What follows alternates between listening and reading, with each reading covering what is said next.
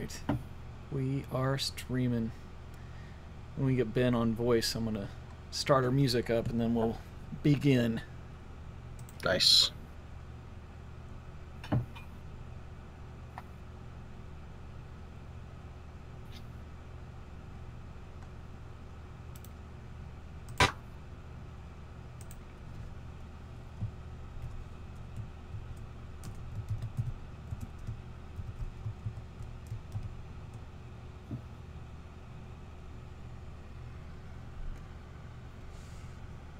Yeah, we had lots of interesting events, lots of stories to share.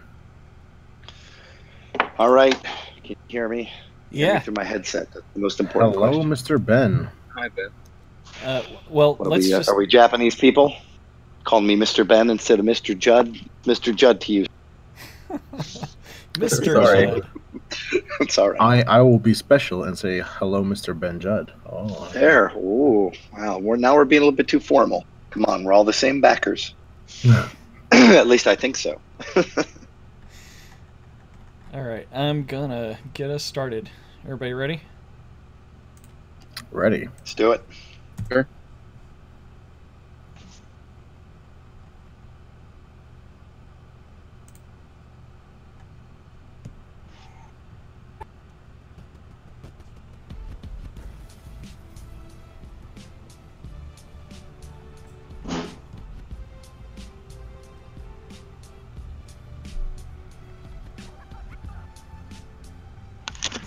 Welcome, IGA's Army of the Night, to the Bloodstained Community Broadcast. Tonight we have Ben Judd and Angel-Corlux. Angel's from 505, and Ben, as you know, is our returning guest every October. He comes and visits us. He is IGA's agent and works for DDM, and now also has a venture called DanGen. So welcome, guys. Hello, folks. How many folks are there actually on this? There are a lot of people, but only talking is going to be the guests, and we have Brent to help out. Yep. That would be me, Brent Taylor, Pure Forward Soul. You've probably seen my name in passing before. I have, Brent. You're pretty awesome. Thank you for all the support, man. Yeah, thank you. So is there any way, I don't know who has the master controls, but is there any way, I envision this like a gigantic prison with so many people muted, unable to like truly tell their feelings. Is there any way that like Mike, you can just flip the lever and then all of a sudden everybody can talk at the same time and just be like, no, and like scream at you. Let all the inmates out, so to speak. No, that's a scary thought. They can't get out, I'm sorry. I would have to individually let everybody out or change the server permissions. But thanks for joining us, Ben, though. It's really great to have you on. Last time we did a podcast, I think we were up to 130 online users, and now we're actually up to 320. So we were just saying with Mike, this place is getting bigger. Yes. That's pretty awesome. Absolutely. And you know what the best part about it is? The community's, awesome. You guys aren't like poisonous. You're very friendly to each other. That's super cool. I mean, unless you're, of course, sucking the blood of innocence, then, of course, I assume there is carnage and pain and screams. Well, we are the Army of the Night, but I think that's a good thing. Right? We fight the night. That's the Belmont way. That's probably Miriam's way, too, then. So, it's been a long time, every October, so we've had a year since we've last talked to you. And that means it's also your birthday coming up again. That happens in October for you, right? Around the 26th-ish? Is that right? Oh, you were so close. Missed it by a day, sir. 25th. All right. That's right. Two months from Christmas. Well, happy almost birthday. Well, I've decided that I'm not going to have birthdays anymore. I'll just stay at my age. I mean, my metabolism is slowing down to the point where I don't want to get any older. So I'm just not going to have any birthdays. That sounds familiar. I think my mom had a few years where she was 39. Nice. I love being compared to people's mothers. That makes me certainly feel young. So every year I have to let you know that we haven't forgotten the moonwalking robot cosplay for hitting our our goals there way back in the Kickstarter 3 years ago? I'm sorry, the best part about being my age is conveniently forgetting things. So I don't remember that discussion at all. That doesn't sound like something. Well, we don't forget. So you have to dress up like a giant moonwalking robot for us. You made a promise. All right. We've got to get you out there. Well, you listen. can cosplay with IGA. When are we going to get to see IGA cosplay? That was also part of our Kickstarter rewards. Come on, IGA already looks like he's cosplaying. Have you ever seen a Japanese man in a cowboy hat holding a whip? No. IGA already. has transcended all cosplay. That's true. He has become the cosplay. He has become the cosplay, indeed. Yeah, I guess if we want to cosplay IGA, we just have to wear all black, cowboy hat, and grab a whip, and we're set. You have to be really friggin' tall, too. How tall and is just IGA? have, like, this like aura. 6'3" or 4? He's 6'3" or 4. He's definitely taller than 6'2", because that's what I am, and he's taller than me.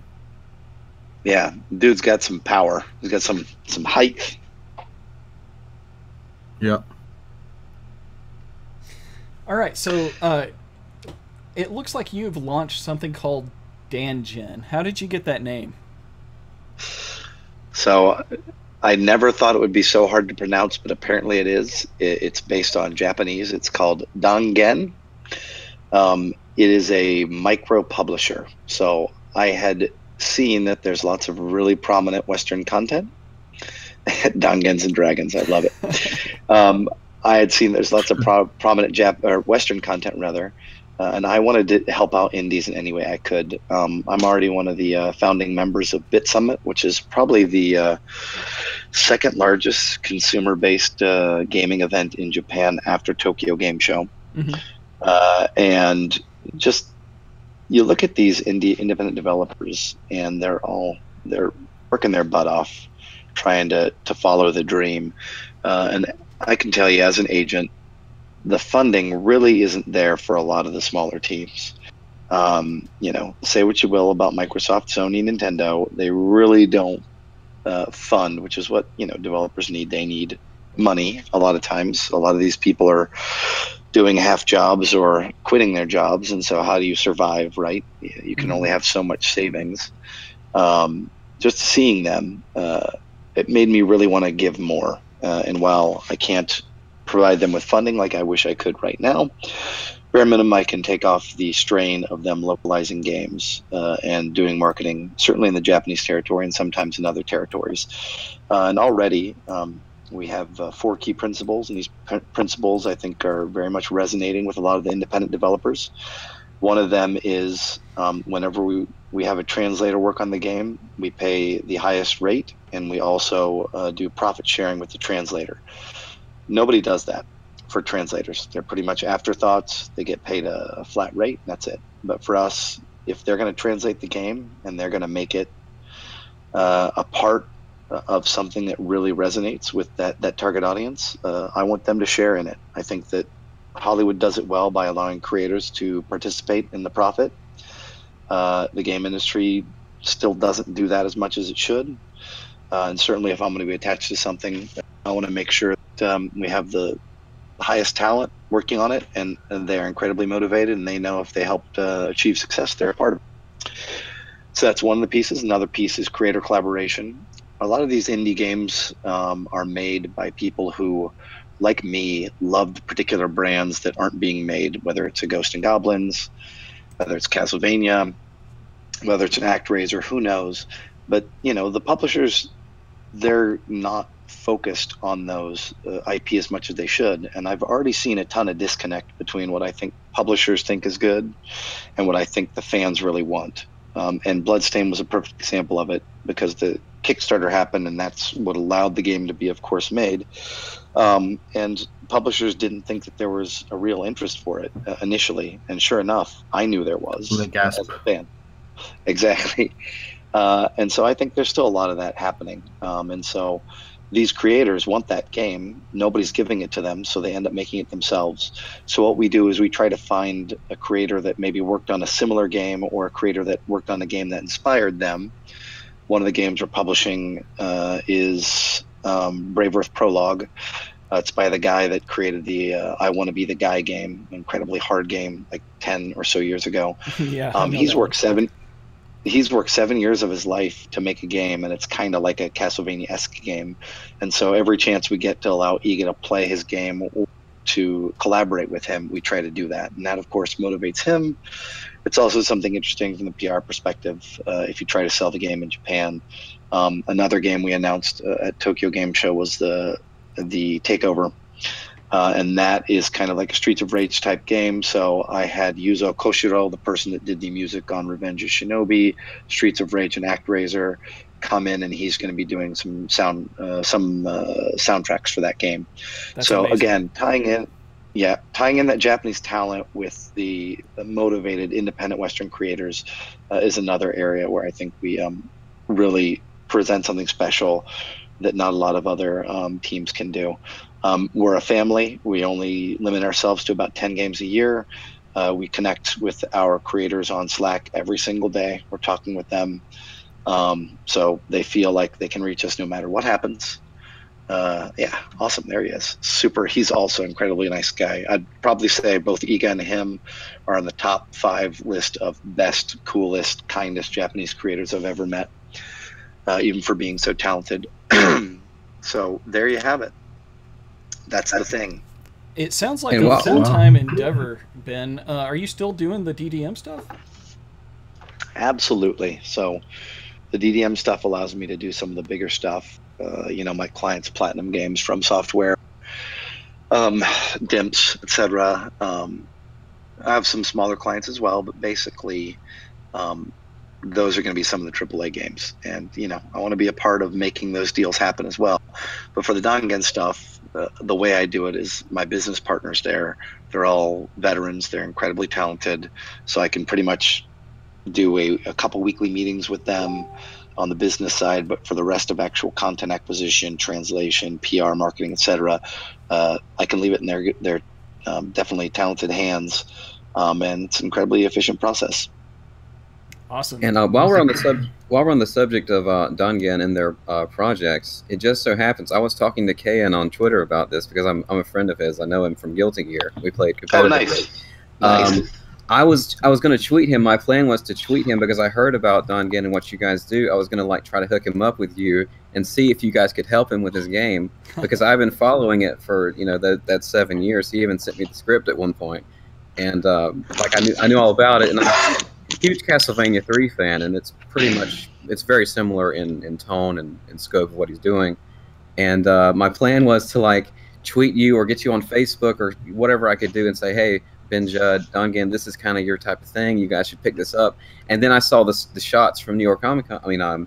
From the show, and I saw that he was there at Tokyo Game Show, and I was like, well, there's the logo for DanGen on right above his game. It's already happened, and I was just, wow, okay, well, that's already been done. I don't have to worry about it, and you guys got him.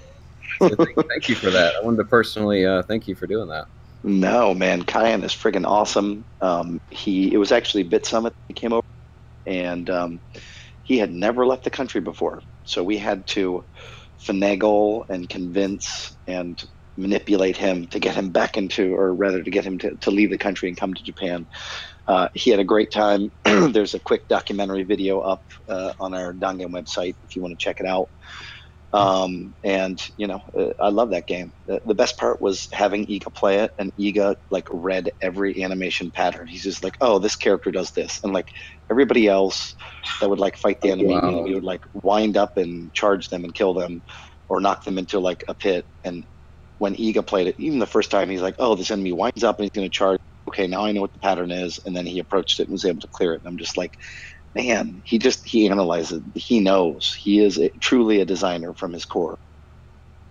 That's really awesome, because I can envision Brave Earth Prologue being kind of like the Undertale for Classicvania. I think it could really be an emerging of the classic style for that again, and just really pick up and do awesome. So I'm really looking forward to it. And it's been in the works, like you say, for a long time.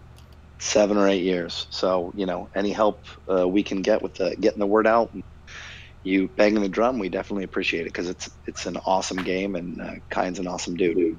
And Gunlord just asks if you can tell us if Brave Earth is being done on Clickteam Fusion. I don't know what that means. I don't know what that means either.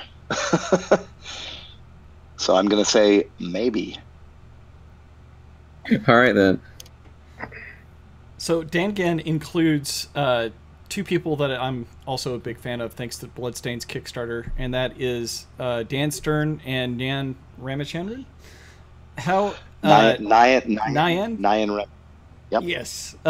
They were doing the precursor to what this show is, the Playism podcast, just for the Kickstarter. That was really cool, and it ending was very disappointing to me. That's actually one of the motivations for me creating this podcast, because I wouldn't get to hear you guys talk about Bloodstained anymore. So how did you stay, in touch with Playism? What are they up to? I know that they are not really involved in Bloodstained anymore, but they sure did help us out during the early days there with the Kickstarter. Yep. Playism is another micro publisher, and so it's a small enough industry that we talk from time to time. We'll see each other at different shows. One of the things I mentioned at Tokyo Game Show, I got on my soapbox and I said, listen, I've worked with enough indies. Indie developers, they help each other out. They'll, offer tech assistance, or they'll, give somebody, an artist, for a couple weeks to help out, whatever. They're just incredibly collaborative, and it allows them to do some amazing stuff. But on the other hand, micro publishers don't. They're very competitive, and they're not really trying to help each other out. And I guess I see that, that you're in a competitive landscape, so it's natural to do that. But there's enough consumers out there that it doesn't hurt for the publishers as well to collaborate. And so one of the things I said at Tokyo Game Show was that we held an event there that was sponsored by 7 different sponsors, a couple Chinese, some Japanese, a Western one as well. And I was like, listen, micro publishers who don't have millions of dollars to throw into advertising or marketing, in order to be heard, we need to stick together. We need to, pool our resources, and we don't need to compete with each other. That's going to help out our developers the most. So while Playism is a competitor, I don't see them that way. I see them as somebody very happily collaborate with. I'm just very fortunate that Nyan and Dan have moved over to DanGen, because I had a very good working relationship with them. I could tell they're very talented, and they make indie developers feel very comfortable because they know their stuff. They're hardworking, and they're good, nerd friends to have. Yeah. Angel, did you want to add anything on the publisher perspective on that? No, I mean, everything Ben is saying sounds like gold to me. Congratulations, Ben. That's really amazing, not only from a fan's perspective, but also just from what that means for the industry. Because like you said, there's no real, I want to say, path or ladder for those micro publishers, for those people that really don't have that sort of indie cult following to lean on. So that's really admirable that you're doing that. Well, thank you very much. We just launched our first game. Who knows? It may blow up in my face. Maybe too nice and not enough cutthroat business techniques. But I'd like to believe if you do well on people, that eventually the karma comes back and good things happen. So I appreciate definitely. that. And I mean, I don't mean to sound, cliche or anything, but feel free to hit me up, and anything we can do to kind of cross promote or give shout outs to your games. I mean, we're always happy to, further that collaborative indie spirit as much as we can. Awesome. For now, anybody, I have a Twitter account. I pride myself on that, having a Twitter account, although everybody from all the guys at 8.4 to my business partners at DDM are just like, you need to have Twitter. And I'm just like, Facebook's enough social interaction. But I say that at least at DanGen we have a Twitter account. So if anybody wants to follow that, I think there's some cool stuff. We do video podcasts every once in a while. That is DanGen, DANGEN_ENT. And I know the other guys will appreciate it too. We're always listening. Yep, definitely. I already follow you guys. Yeah, I used to be one of those people, Ben, that had a personal pride almost in not being in social media. But then I started working in games, and all that went the way of the dodo. Indeed. It's the smart way to do it, I know. And probably there's going to be something in my life that'll pull me in that direction. But for now. Yeah, it'll be the Bloodstained fans. Right now, DanGen Entertainment. Quite possibly. You guys are passionate and awesome. Thanks. So, can you tell us a little bit more about what your role is with Bloodstained nowadays, with IGA? Maybe your relationship with ArtPlay, and if you get to interact with Deco? So, I don't do any direct Deco stuff. And that's because as an agent, it's traditionally more putting out fires, it's creating new opportunities, helping raise money so that those opportunities are there. And I don't try to get directly in between the creative pipeline. Usually creators don't like that when an agent is in the middle. So I leave that up to Iga. Obviously, he's the talented one when it comes to directing and managing the game. But certainly if there's any additional pieces like, hey, I need to find this art house, or hey, I need to find this voice actor, or whatever, any sort of piece that's going to require finding a team or someone to work with, I'll help out there. Obviously, Iga, in running the studio, Bloodstained is his most important priority. But just for those of you that don't know about game development, you know, basically when you're making a game, it's initially you're in the prototype phase and it's a small amount of people. Then you go up to the full production phase and you're creating mass amounts of assets, and that requires like anywhere from 5 to 10 times as many people. And then when you're down to like bug testing phase and just fixing and minor tweaking, then it's like back down to, you know, a fifth of the number of people usually. And so you still have a lot of times people that need to be fed. In this case, it wouldn't be ArtPlay because Deco's doing a lot of the heavy lifting. But ultimately, sometimes you need another project to ramp into. So a lot of times if I know a game is going to end, you know, I try to see if there's another title that I can help secure, you know, 6 months out from release. And that's usually not anything that's going to get in the way of the game itself that they're focused on, but it just gives them a nice runway that after that main game is finished, they have other options, like do a second game or do a sequel or whatever. Yeah, and Iga said that if this game is successful, that he was interested in doing at least one more game in this genre. So I'll be looking forward to that. If you know, the best part about oh, go ahead. Sorry. I was just going to say that's if, of course, we can really make this game successful. Absolutely. I mean, you know, it's business and it's numbers, and if it's not successful, then there's no business case to justify having a sequel. But at least the good news is that with sequels, you get a lot more out of them because you can reuse some assets, some animations, some sounds, etc. I'm not saying it's going to be the same game, but that's one of the things Iga excels at, is being able to do sequels off of a limited asset set. Yeah, he had to start from scratch. I heard a lot of ifs. Well, I didn't want to promise. I choose to discard all of them. I didn't want to promise anyone a Bloodstained 2 unless you want to announce it right now. Oh no, that's the only if that I'll accept. All the other ifs about if it'll be successful, that's I didn't hear that. Well, what can we do? What can we do as the army of the night to help make it successful? Oh no, you /we are already doing everything we need to do. Trust me.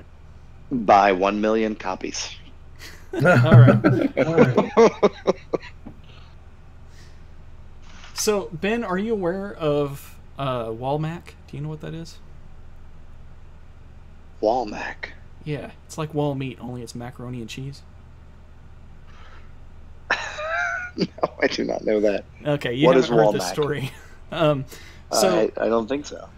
Yeah, Mana and Iga were at E3 in 2016, and he had never had macaroni and cheese, so she introduced him to mac and cheese. Excuse me. And there's this. I remember that. Yep. Yeah, there's this great picture of him just blown away by mac and cheese. So we now have mac and cheese on the forums. Like, there's little cracks in the walls of the forums, and if you click them, it says you found a secret Wall-Mac, and it adds it to your inventory. So now Wall-Mac has been only more and more popular. You can see that it's some of our Discord icons there. So friggin' cool. This is what makes a proper community awesome, because you guys you go out, you be creative, you do fun things like that, and you actually like extend the culture and the subculture of what this game is, and so that's awesome.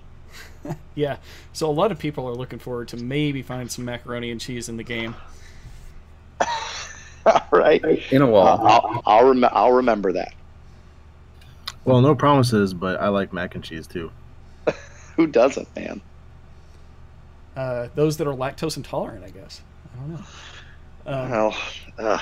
Yep, there it is. I remember the hands on the head.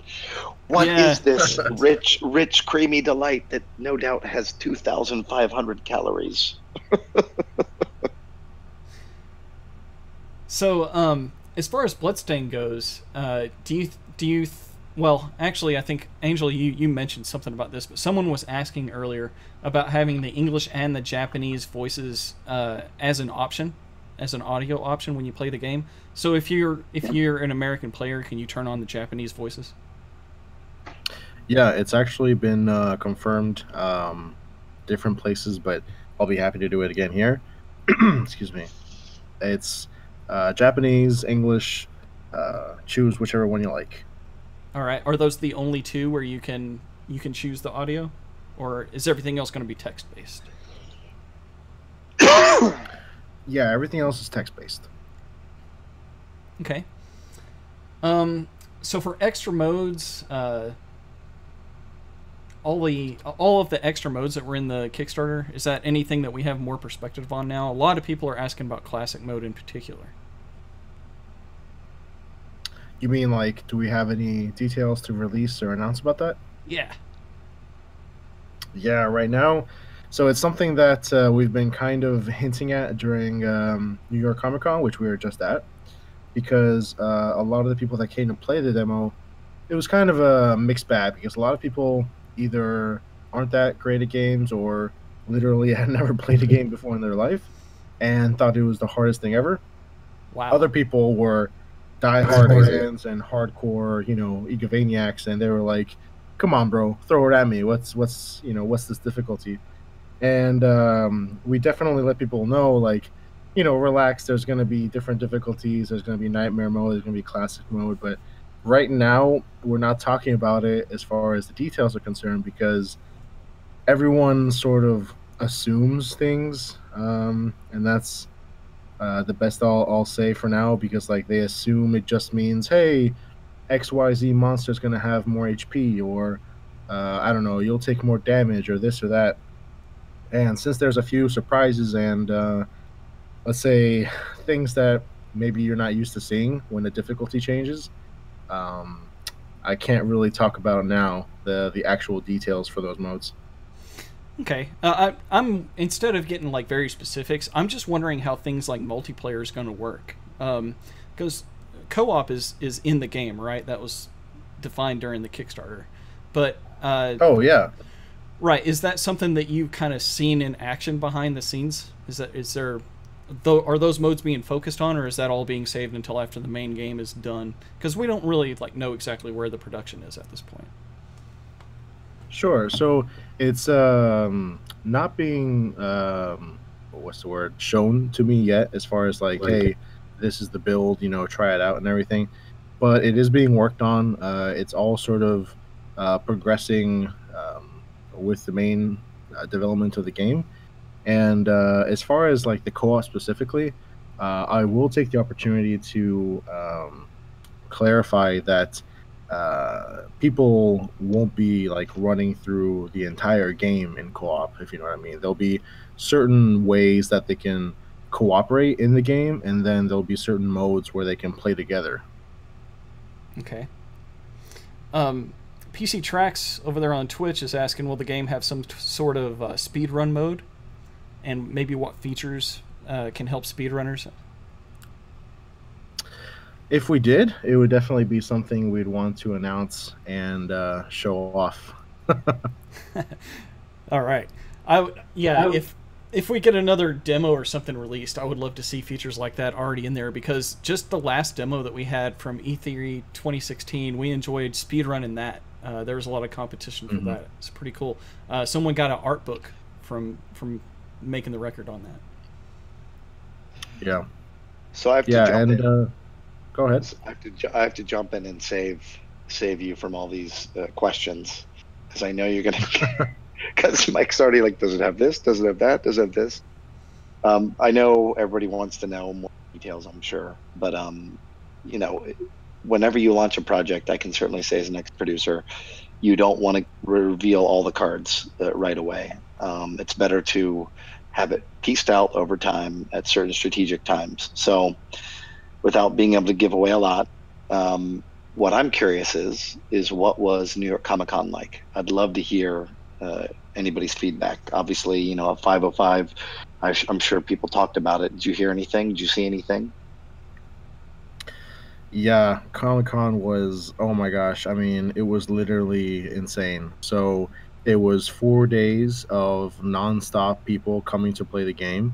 We had a total of 16 game stations, and they were constantly filled. There was never a moment where we didn't have every single one of them occupied. And the line itself to come play, it was kind of funny because there were moments where the line was empty and there were moments where it filled up. But the stations themselves were just constantly, all the time, people playing. And then, as everyone is well aware, we had that amazing art by Mana that we were giving away as art prints from 10:30 to 11:30 every morning. And IGA was there to sign it for the fans. Mana, like, got bombarded by requests. Like 90% of the people that got IGA's signature wanted Mana's too. It was literally nuts. I had to personally cap the line every day at 11 o'clock. And even capping it at 11 o'clock, we still ran until like 11:45. And the line to get IGA's signature on this art print, so the booth was literally the second biggest booth on the whole show because it incorporated the Triforce booth and the 505 Bloodstained booth, right? And the line literally wrapped all the way around the entirety of both areas of the booth. And then on Saturday, Saturday, of course, being the craziest day of the 4, it not only wrapped all the way around, but it started. So that's when I said, okay, I need to cap this.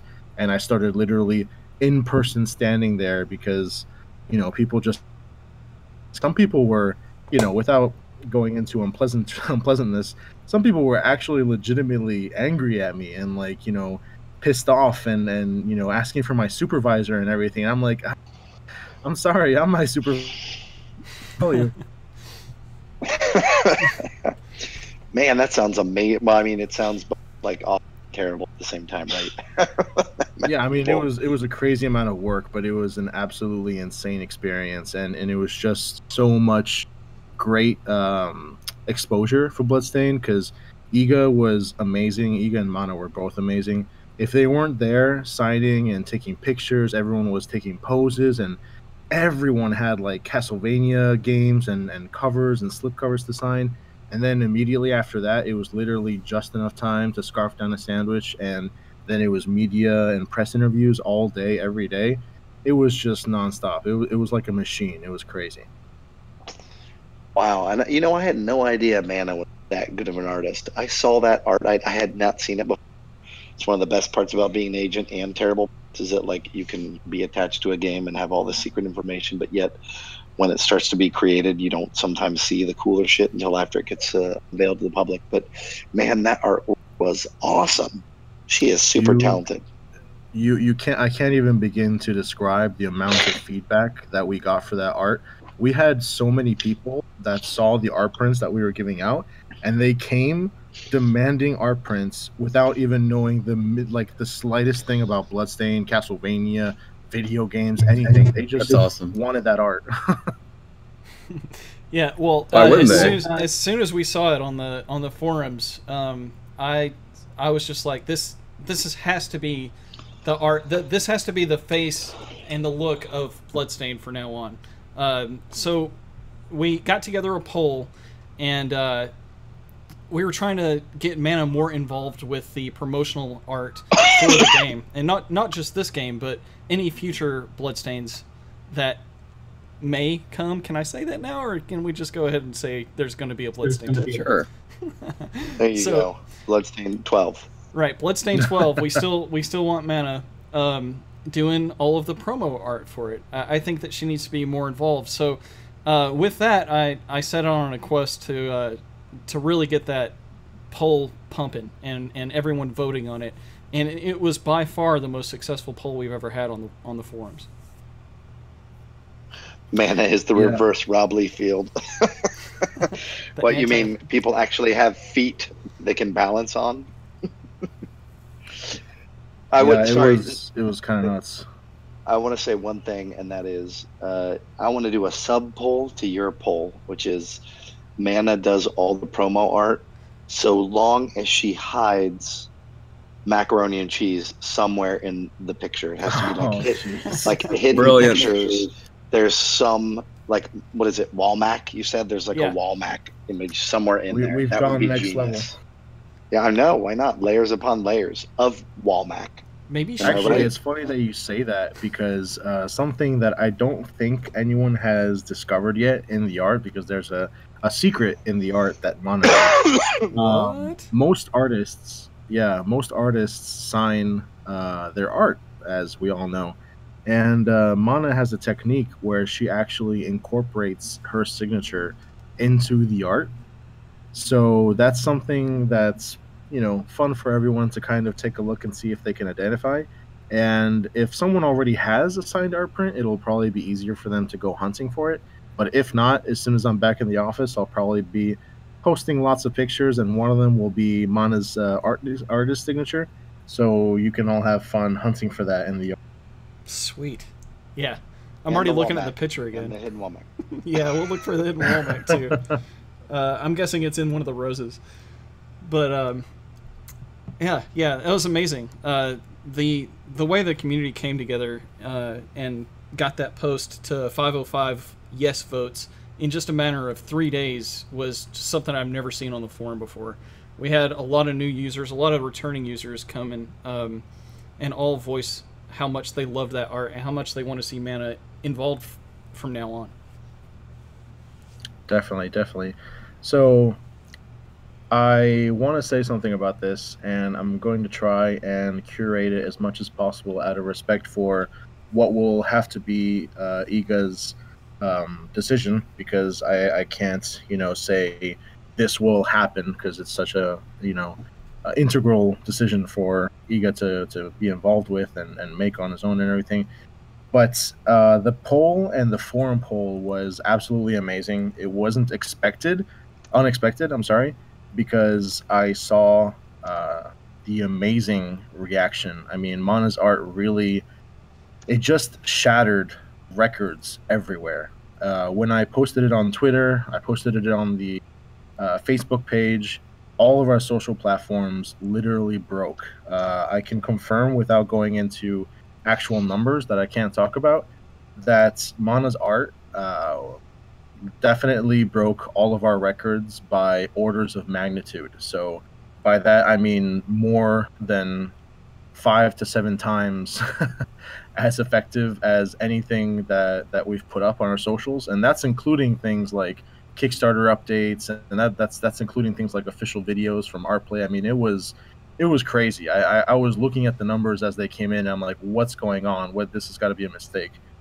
So when I was alerted to the thread that was in the forums with the poll and everyone basically demanding Mana to be more involved in the marketing art, I was like, yep, this was, there it is. I was basically expecting it as a matter of time, sort of thing. Personally, I am very, very enthralled by Mana's art. I think she's extremely talented. I think she would make an amazing and absolutely integral addition to the marketing effectiveness of the game and the IP in general. And to further kind of give context to some of the things that I've seen people talk about, I don't think anyone really knows this, but Mana completed that piece in less than 2 weeks, which is kind of insane by any standard for any artist. I gave her the creative brief with multiple kind of guidelines and suggestions, even for possible kind of scenarios for what she could design. And to give you an idea of not only, but also for how in tune she is with the IP and the needs of the brand and marketing and everything, I gave her 3 scenarios. One was Miriam kind of in a damaged pose or damaged state, kind of like how you have that classic anime look of the hero, like down on his luck because he's taken some heavy blows and he's gritting his teeth and he's going to pull through somehow. And that was with Vepar as like the main antagonist.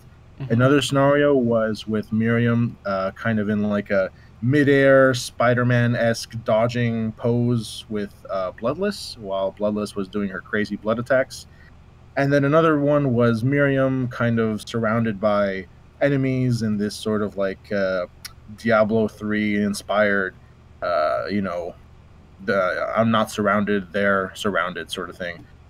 And while they were all, feasible ideas and she loved them and everything, she kind of blew me away because she came back and not only was ready with all of the kind of guidelines that I had set forth in the creative brief, but she came up with her own scenario, and she's like, I like A through C, but here's option D. And option D was obviously what you see now with the art, and only, obviously, I couldn't see it. It's creative brief, it's all just conceptual. And even just at the conceptual stage, I'm like, Mana, you're a genius. That's actually perfect. That's 10 times better for the brand, for the marketing perspective, for everything. So she literally pulled through, not only as an artist doing the impossible, doing what other artists would probably look at me and like say, I want 3 times as much to do what you're asking for, but she also pulled through and basically, I don't want to say did my job for me, basically, gave me a new way to look at what I was requesting, and I was like, yes, that is yes. Take all my yes, go do it. And what's great about this to me too is I first found out about Mana's art probably a year and a half ago when we were doing the Donuts campaign, because we all needed to send her the money to her email address to give her money to buy IGA and ArtPlay donuts. And her email address had her personal website as part of the the URL. I was like, I've never heard of this thing before. What is this all about? I wonder if it'll take me to her portfolio or whatever, and I can see her art. Because I heard that she did art back in the day for mobile games and stuff, just as like one-off pieces or whatever. And I did that, and instantly blown away. I had to make a thread, and I was really passionate about this for a month or so. I was really like, it's not fair that she's not doing art professionally for Bloodstained in some way. So for a year and a half now, I've been really like pulling for this somehow, that this could happen eventually. And I'm just really happy that it's coming to be, at least in some capacity now, because as Enkeria is posting now, I saw all this stuff, and I was like, it's beautiful, it's unique, it reminds us of Yami Kojima's art, but it's certainly not a carbon copy of any of that. It's her own style. And she had actually a Mana profile picture on her on the forum for a while too, and I think her humility moved her away from that too, and she took on this the ArtPlay logo, but a very Igarashi-like humbleness there. She never showed us her art back then. It was me that started that and said, "Wow, everybody check this out." And she never wanted to take the forefront and show us first and foremost that she was an artist. She was just a communications manager. And this all came about just from the strength of her work showing itself eventually in the right time. Yeah, definitely. When it was really interesting because I basically by accident found out that she's an artist, because when I started working at 505, one of the first things you do is look people up you're working with on LinkedIn, connect, whatever, get their contact info. And on LinkedIn, there was, I think, 1 or 2 pictures of her art. And then I looked her up on DeviantArt, and I found her gallery. And just like you were, I was blown away. It was like I accidentally found this amazing, like, Berserk / like Castlevania / colorful fantasy. It was just, I don't describe it. From there, literally the first time I talked to her, I was like, hey, Mana, great to work with you, by the way. I love your art. Yeah, I like the way that she actually put some personality into Miriam. She has a little bit of a smile to her, and I think that's important for this game to show that Miriam has her own personality. She's not just a carbon copy of Shinoa, and, she has a lot more speaking roles. I'm assuming, since she has a dedicated voice actress, that's going to bring life to this character. So she's not just your default blank slate protagonist. Yeah, and that's definitely one of the things that was highlighted, the creative I gave her, because she's really on ground zero, right? She's working with ArtPlay. She knows word for word the script, what kind of personality Ego wants for Miriam to have. And so far, all of the public marketing messages that we had of Miriam were really, really old. It was from like the beginning of the campaign with Inti Creates and everything. So I made sure to say, Mana, this chance to kind of give Miriam a little bit of personality, a little bit of kind of relatability to the players. So knowing what you know about her, feel free to give her the expression that you feel is appropriate. So literally she could have came up and Miriam could have looked like anything. She could have been angry, sad, happy, whatever. And I am very pleased with the final result, because I don't know if anyone else feels this way, but to me it kind of looks like one of those smiles that it's like defiant against all of the evil creatures that are coming to, basically wipe out humanity. And Miriam has this sort of like, the whole encroaching darkness is upon us, but don't worry, I'm gonna take care of you. I'm gonna get us through it, sort of thing. And it's really just amazing how Anna did that. And some have said that the smile there and how she looks in the picture goes against the concept art and is out of character for Miriam. But I would remind them, and this isn't like widely known, but Mana has actually seen the scenario and the plot for the game, and has actually given Iga feedback on it. So she knows more about the game than possibly anyone except him and ArtPlay themselves. So she knows the plot of the game, and she knows the characters certainly better than any of us do. And of course, back in those days when Natsume-san drew the concept art, the concept of the plot itself was just that as well, a concept. And she actually made a post about this not long ago in the thread, if you'd like to read more about that. But definitely not out of character for Miriam. She's a dynamic character, and Iga said himself that she mentioned this in the post as well, is that it's the most human girl that they've ever made in a game. Yeah. Yeah, definitely. It was to me, it was only a natural progression to her to design Miriam the way she wanted to. So I can understand why people might have that impression, and I think that's further proof, without kind of again tipping my hand or lacking respect of Iga's moment to decide what to do. But I think that's further proof of the need for someone like Mana to step in and be available for me to, tap for marketing assets, because people are still referencing old concept art and treating it as if it were current marketing assets for a game that's, coming out next year, when it's a campaign from a long time ago. So that's just one of the many reasons I'm like, hey, maybe maybe this isn't such a bad idea, especially with all this other evidence supporting it's what we should do. So Ben, I have some dire news for the Goofball Defense Force. It's not looking too optimistic that they can be in the game, since, Iga said that not all of the familiars got voted in. So I don't know if he's going to be in there, but I say that if there's any kind of DLC for Bloodstained, that would be the one that I would absolutely have to buy, is a Goofball familiar. Well, hey, you're talking to the right guy. Both I have an intimate relationship with Iga, and obviously Roberto is able to talk with the publishing side. That would be nice, but I do know Iga is a very strict morals when it comes to his game content, and since he did not make the cut, it wouldn't be fair to add him in later, I think, current stance. But we'll see. I understand. I certainly would love to see him in there. I think he'll forever live within the community, though. I'd like to see like a goofball antenna ball and like a hat, and just us come up with different things that we can use goofball in. Goofball, riding on mac and cheese, surfing on mac and cheese. Who knows? There's lots of, and there's always Bloodstained team. There is something I can say regarding Goofball that I can maybe give people some hope, but I don't want to give people false hope. Although what Ben says is absolutely true, there are some merchandise avenues that I'm looking into for various products for Bloodstained, and one of those avenues would possibly see Goofball make an appearance, not as something, that's the focus of that merchandise item, but let's just say that there's a chance that it can still make an appearance somehow. Let's just say it that way. Antenna ball confirmed.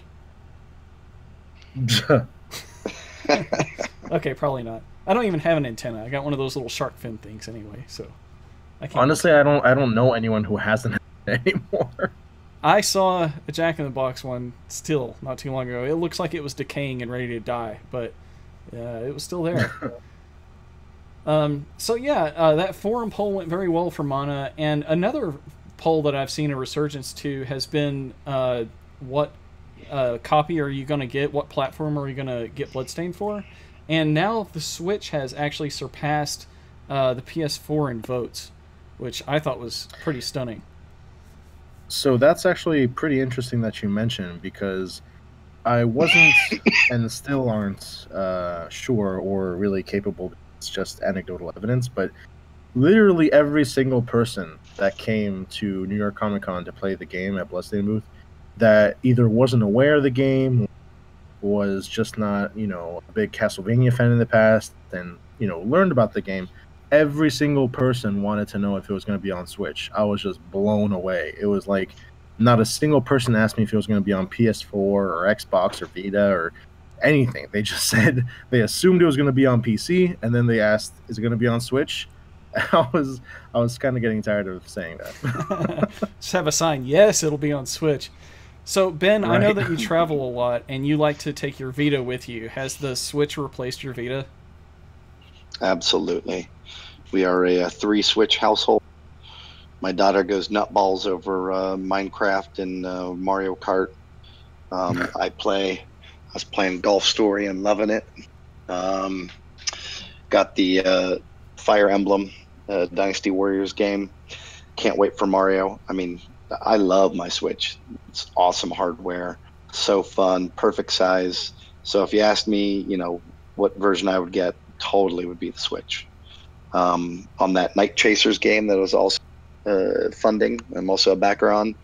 The Switch version is going to take a little bit longer, but I'm like, I don't need the other versions. Just give me the Switch version. So, and myself as an agent, I've seen that on some of our other clients' titles as well, that like the Switch pre-orders totally outnumber the PlayStation 4, PC, and Xbox One pre-orders. So makes sense. Wow. Are you expecting to see any kind of Amiibo support for Bloodstained? Or what would you like as a fan to see as Amiibo support for Bloodstained, Ben? I'm Zelda Breath of the Wild, actually the first game that got me into Amiibos, and while they're nice, and it can't hurt to have that as a cool option, since that's one of the things that the Switch does that no other hardware does. For me, it's not necessarily I don't envision myself going too far down that rabbit hole with other games. But you would buy a Bloodstained Amiibo, wouldn't you? I mean, for this game, yes, I would buy them sparingly. But I mean, like I said, I have like 8 or 9 for Breath of the Wild, and I literally used them twice, and that's it. Haven't used them since. So it's just me as a consumer. I mean, trust me, I can see why the core fan base would want them. They are cool, but it's just, for me at my age, it's just not a thing. Yep, that Metroid one is badass. Yeah, that is pretty sweet. I think the genius of those Amiibos, all kind of criticisms and controversies aside, is that regardless of how you use them, at the end of the day, they have a lot of flexibility in the market, so to speak, because either whether you use them as a collectible or because of whatever functionality they provide in the game, one way or another, it's capturing a lot of people, even people at my age, at Ben's age. We might not be buying like a dozen Amiibos or whatever, or collecting them like some people do, but I've got 3 or 4 of home. You know, Ben, I'm sure, has 1 or 2. So it's definitely one of the smartest things I've seen company do.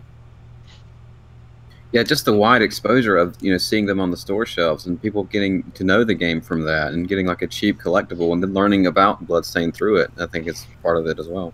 And it absolutely did not kill Skyland or Disney Infinity 3. Sorry, what was the question?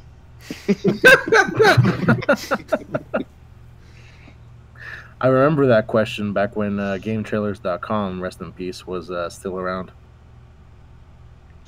Indeed. So, crossplay happened by accident on a game called Fortnite, to where people were noticing that the usernames looked like they should. Like, PS4 user saw that another player had a space in their name, and they were like, "What? How is that done?" So they actually found that person on Xbox Live and said, "Hey, are we playing this game crossplay right now?" And they found out that they had accidentally just let that happen. And they're like, "Oh yeah, sorry, we fixed it," and they turned it off. But apparently, it could be that easy. It's just a simple flip of a switch on a developer's end. Ben, you are more in touch with the industry, especially with PlayStation and stuff over there in Japan. What do you think that the chances are that we'll see more of that happen in the future, or actually, it just happen in the future when it's not an accident? Do you think that Sony will ever come around? It's going to have the fans and the consumers are going to have to make such a big stink that Sony can't ignore it anymore. It's 100% possible. Tree knows it. It's merely them trying to close off their brand and potentially consumers from going to other platforms, etc. Which is unfortunate. We've seen this, you know, exclusivity happen before. It's a part of the game industry, but still. They're taking a lot of flack for it. I think if it gets to a certain level, then they're eventually going to announce, "We have found the secret switch that allows us to flip, and now we are proud to announce that crossplay is enabled on all platforms. We find this to be a for the Sony machine." You know, they're going to have some big PR speech about it. But at the end of the day, it's going to be because there was enough political or enough PR pressure, rather, put on their shoulders that they had no choice but to change. So make your voice heard when it comes to that. That's my my advice. All right, Army of the Night. Looks like we need to start poking at PlayStation. Because and it really feels like... Go ahead, Angel. I'm sorry, go ahead. No, I was just saying it really feels like they're kind of limiting themselves, too, when it comes to games that are having a bit of a harder time maintaining strong populations, because there's literally no downside when you come to the actual practical terms of, you know, brand worries or, oh no, players that are going to want to buy another console that's not ours. I can't even imagine why that would be a concern. But the actual reality is, hey, maybe we have this game that has X amount on PS4 and X amount on Xbox One. What if we just let them play, and all of a sudden your online population has this huge boost? So it's really one of those things where I feel like the industry is still stuck in the past. I'm sure the way they're looking at it is Sony sees it as Microsoft having everything to gain and them not having as much to gain, because it would really benefit the Xbox One users much more than it would the Sony ones. So that's probably why they're holding back, because they know it would help the competition at this point. Yeah, but that's possible, yeah. They're not thinking about their fans. They're not thinking about their consumers. And again, the only way that you can make them recognize how much of a problem that is if you make your voice heard. I think if enough people do that, they'll be forced to change their minds. And maybe especially because right now it's in PS4's advantage, let's say, present how much they would possibly not have to gain or not. But let's not forget that this gen is not the last gen. Far from it. In fact, it's been already quite a while since this gen has been out. And there may be, in fact, there probably will be a day soon when the Xbox has the opposite numbers on PlayStation, and then all of a sudden Sony will be wishing that they had, acquiesced to crossplay. Indeed. It will really help a game's survival online if you can combine the pooled multiplayer. Maybe a compromise where just for the first, 3 months or something, it's exclusive to a console, and then it opens up. Just whatever they think might work, and at least make a step in the right direction there would be nice. Yeah. It's, I know it's not going to be a popular term among core gamers, core console gamers, but see a lot of free-to-play. You're going to see more and more of it. You're going to see hybrid models, PUBG, PlayerUnknown Battlegrounds. That is, $30 buy-in, but then there's tons of back-end microtransactions, whatnot. Every publisher wants to turn their game into games as a service and basically have players play for 5-7 years. So you're going to see more and more of that in the future. A lot of those models, free-to-play, cheap-to-play, etc., rely on 90% or 80% of the gamers not paying or paying less. And so it's all about having a lot of people play your game, even if only a few or less are paying. And that can only happen if you do cross-platform and like everybody can play on all the platforms with one game. And so what it is doing is it's limiting potential growth, business models, and types of games that potentially could be successful by sectioning off a large portion, 30-40% of the core console market, which is a shame because the fans miss out. Yeah, I just saw a free-to-play game die, and the Ghost in the Shell, the Ghost in the Shell first-person shooter, Alpha. What is it called? I can't remember. First Strike. First Strike, yeah. First Assault, actually. First Assault. But yeah, you loosened my memory. Thank you. Yeah, First Assault just died. I can't believe it, man. Really enjoyed that one. I don't know what didn't work out with their model, or if they just put it into early access too long with the beta and stuff. But it's gone.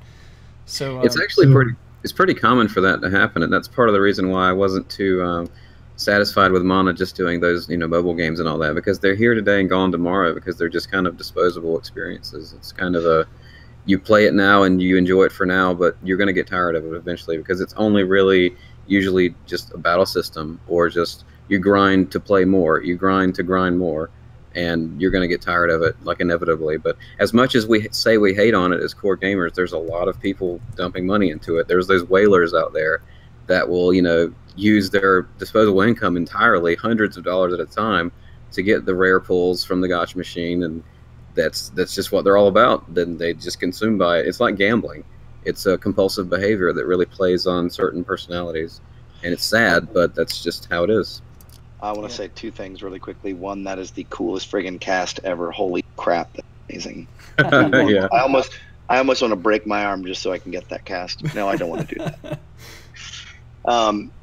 No, just understand, all of you gamers, core gamers, that it's not going to be mobile anymore. That business model, free to play, cheap to play, is now fully ingrained into console games. It's in Destiny, it's in Call of Duty, it's in some of the biggest titles, and every single publisher, this probably includes 505 as well, who's a free-to-play game, is looking for a way to keep their gamers playing a single game for as long as possible, and then just giving them new content as time goes on. And at the end of the day, if you're able to get new content and play more and more and more, it doesn't really matter whether it's called number 2, number 3, or just a continual experience with new stuff coming in all the time.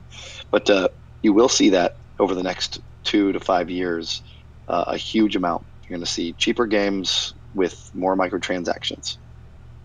Yeah, definitely. I think the key, at least trying to put on my Nostradamus hat, is going to be seeing which publishers know and appreciate the value of keeping and maintaining your customers' trust and loyalty by implementing a monetization model that isn't overly exploitative and doesn't cut into the fun of the game. Because there's games that do it right out there, like Warframe, and then there's other games and companies out there that will remain nameless that definitely don't do it right. Absolutely. So when it came to First Assault, I think that maybe having the open beta to where you could do all the microtransactions to get your guns faster and in different scopes and stuff to customize your weapons and your skins and getting extra character unlocks, all that stuff is what they depended on. But I think also just it being available to people before the game was actually 100% finished may have hurt it when it came to actually launching the game. Do you think that any kind of early access stuff for Bloodstained, you know, can we avoid anything like that, or are we only going to release demos and that's it?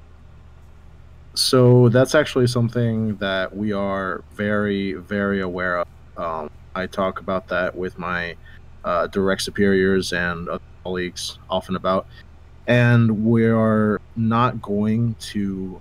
And I hope I made this clear as well in the past when I talked about it on the forums, but we don't have any plans to release traditional betas or alphas. So what I mean by that is that while we're definitely still planning on having demos and like game slices for everyone to play, whether that's, you know, an earlier one or a later one closer to launch, you're not going to see the entirety of Bloodstained be released in a quote-unquote alpha or beta stage of development, and that's for a very good reason. And the reason being, we've seen games that literally tank even though they're very well made and well marketed and everything, because they release everything either as early access or review code or, you know, some other way, and then they get streamed and it's a certain like experiential game or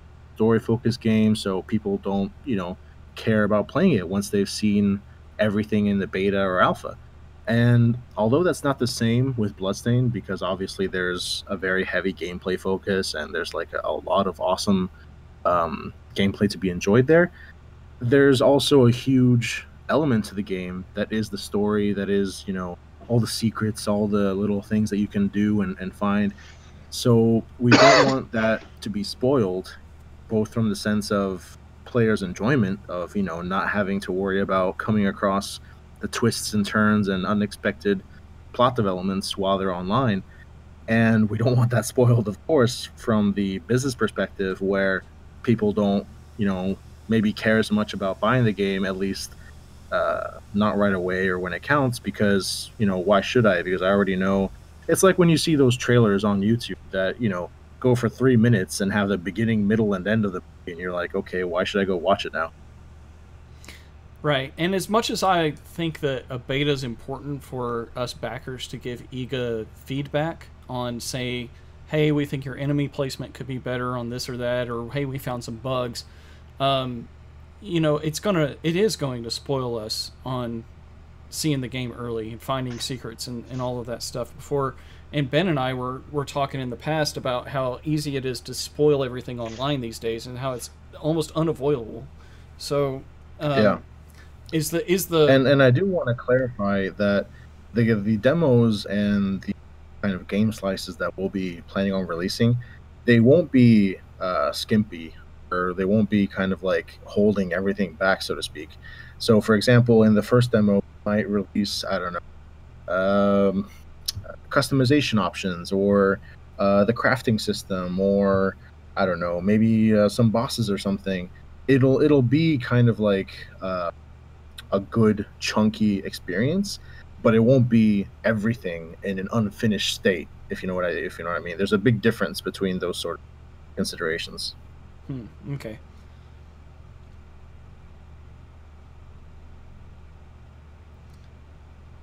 All right. Well, we've had a good hour. We can open up to other questions. Does anyone have anything that I missed?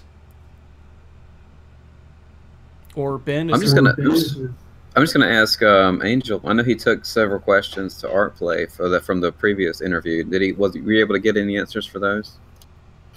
Yeah, actually, there's a forum thread where I replied following up on some of those questions, and I think that was when we came back from PAX West. There was like the PAX West sort of action report, if you want to call it that.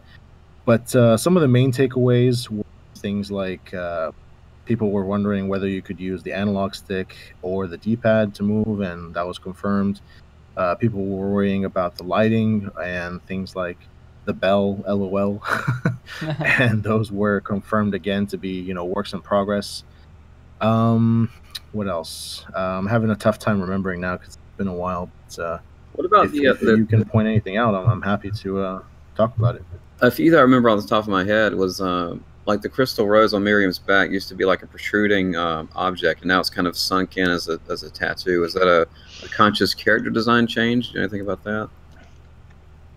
Yeah, so actually, I that the design did change a little bit, and there's a very good reason I can't satisfyingly show you why. And the reason being, there's a lot of different effects that are going to be in the game, and that's mainly because of all the huge amount of spells and equipment and attachments and all kinds of crazy stuff that you can equip. So they showed it to me, and basically, while it looks cool on its own, it looks amazing on its own, the way it kind of interacted and added to all the other stuff that you're eventually going to either have equipped or be activating, it just sort of confused everything and caused a lot of issues as far as like what you're actually looking at. So yeah, it's one of those things where they said less is more in this case, because otherwise it becomes just a smorgasbord of colors and effects and everything, and it looks like one of those, you know, Chinese MMO cheap games where it's like more effects.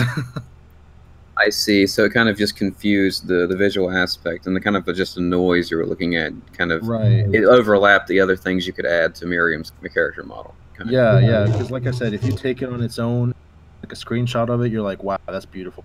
But then if you actually start playing the game and it starts interacting with all the other stuff on top of it, it kind of, it just was too much.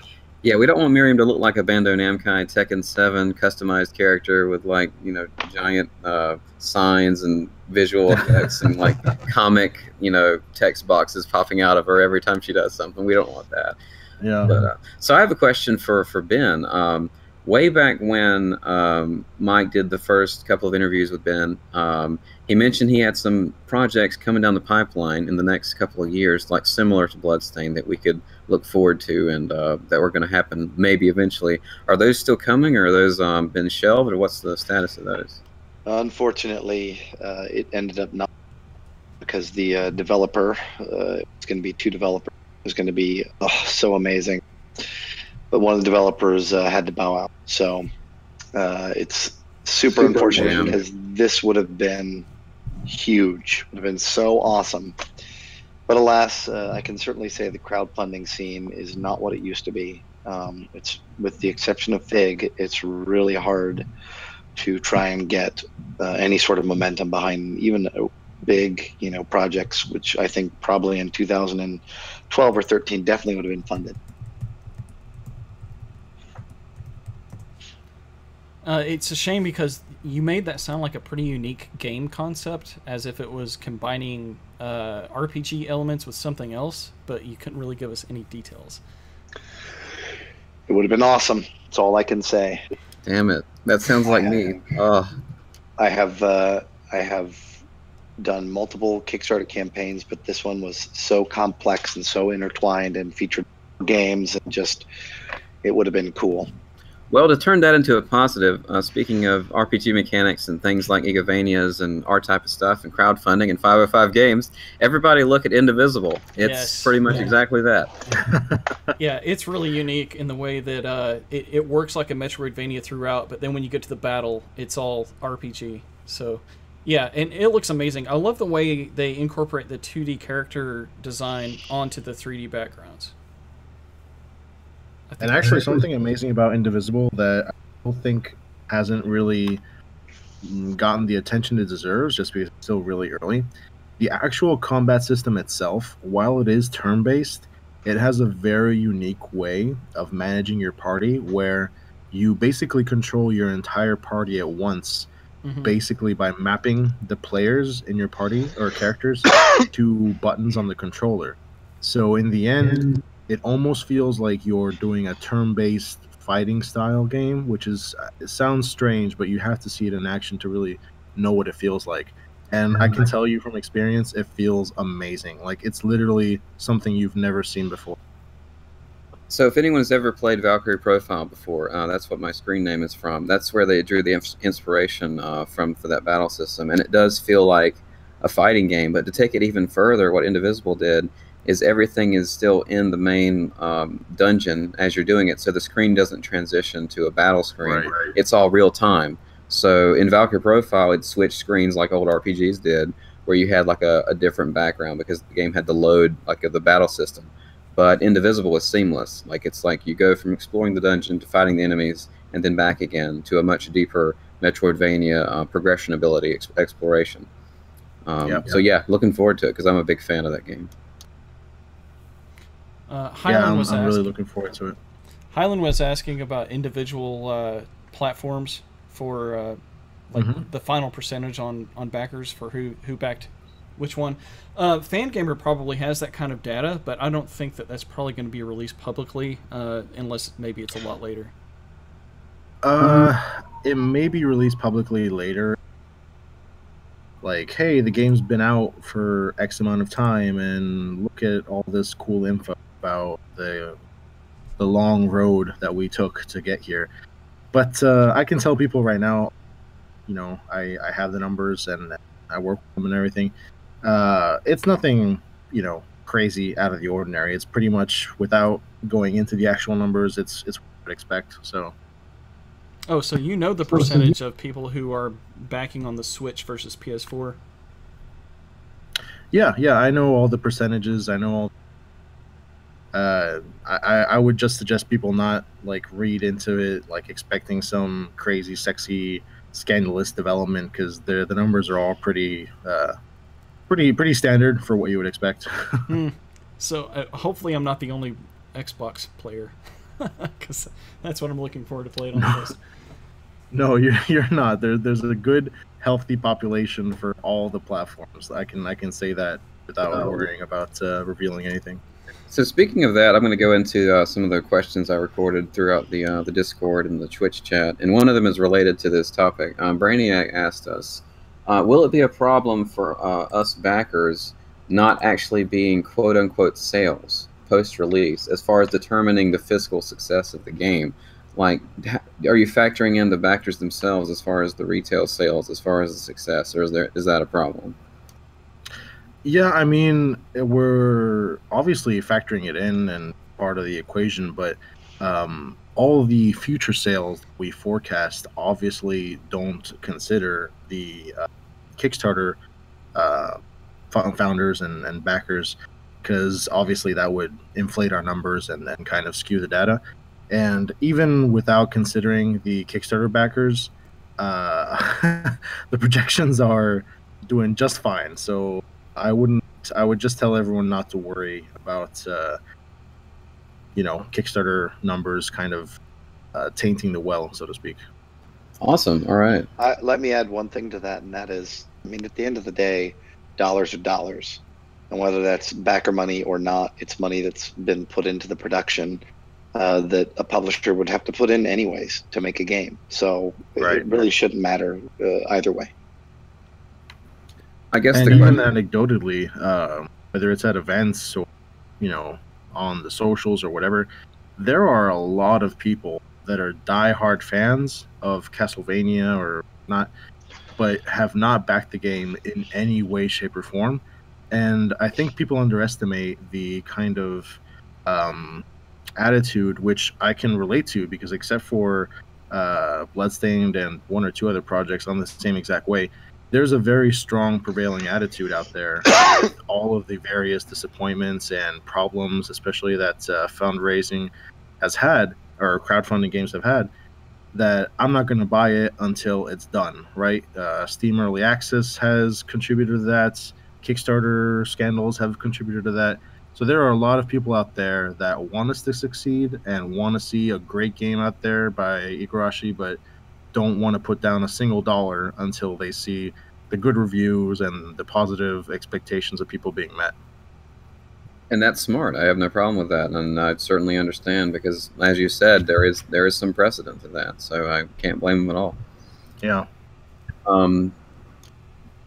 Next up, Gunlord. Let's see. He's wondering, well, I don't know if he has as much of one now, but Gunlord is wondering what Ben's role is now with Bloodstained. Is he still working with IGA ArtPlay or Dika? So, what's up, Ben? What are you doing? I think I kind of answered that one. Yeah, I've already asked that one. Yeah. All right, cool. Next, Sunraiser asked, will the Switch version support the Switch Pro controller or just the Joy-Cons? I haven't specifically looked into that, but without hopefully breaking any promises, I can say that I would assume that that would be the case. I can't imagine otherwise, but I can add it to my list of things to kind of confirm and look into. And for now, I think it would be safe to say, please assume that it will, because like I said, it's pretty much a no-brainer to me, but I'll definitely look into that. Right, yeah, it sounds that way to me too. The last thing I hear is from Lesteroth, and he's wondering if we could talk about the music a little bit, or a little bit more about it in general. And sure. Before we get into that too much, there was that bit that came out in an interview about Noisy Croak being involved with helping Michiru Yamane design some of the music. So, sure. Could you give us any information on that? Yeah, sure. I mean, I already addressed that on the forums for anyone that either is unaware or hearing this for the first time. If you Google or search on the Bloodstained forums, there's quite a lengthy post by me about it. But to make a very long story short, Noisy Croak is kind of to Yamane what Deco is to ArtPlay.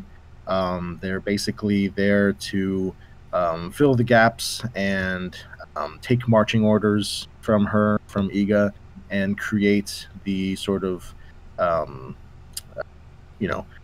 support for making the soundtrack for the game. And we're actually planning, one of the things I'll tease on the next Kickstarter update, one of the things that we're planning on including and talking about a little bit more the next Kickstarter update is Noisy Croak's involvement, and kind of addressing that in a more public, official manner, since obviously from the reactions that we got online, we saw the capacity and potential there for any kind of misunderstanding. Fans that were worried that Yamane somehow was diminished or, being let go or something, and none of that was the case, and we definitely don't want any confusion about that. So, yeah. All right. Crocodile asked, is there an ETA on that last secret that got delayed at NCCC that you teased a while back? The last secret being basically announcements that I had during the week of New York Comic Con. Yeah, that's maybe it was this actual broadcast. Maybe. No, it wasn't this. So I believe what he's referring to is when I started announcing things for New York Comic Con, and then Mana's Art, which, like I mentioned, kind of blew everything and everyone out of the water. There was a third announcement that I was really hoping to get out there during this past week. It's really, I mean, obviously I'm biased, and I think everything we announce is awesome, but still, it's really awesome. It's really great.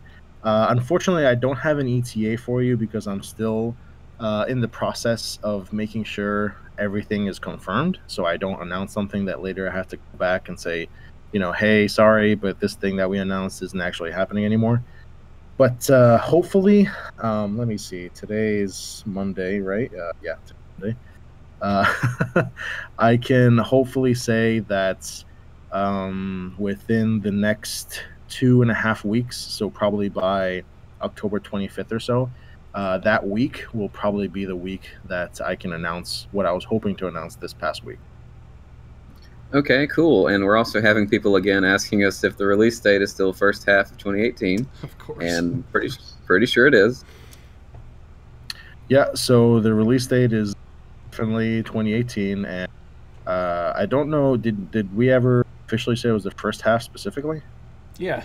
Every time someone asks IGA about the release date for Bloodstained, he always, with confidence, says first half of 2018. Oh, okay. Well, I was just making sure that I wasn't spoiling something and getting it. But yeah, it's always first half. We weren't trying to trick you.